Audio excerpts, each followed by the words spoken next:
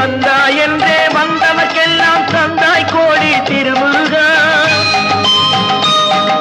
சிந்தாமணியே செவ்வே உன்னை கண்டது போதும் வடிவழகா.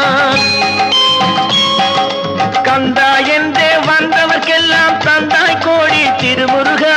சிந்தாமணியே செவ்வே உன்னை கண்டது போதும் வடிவழகா.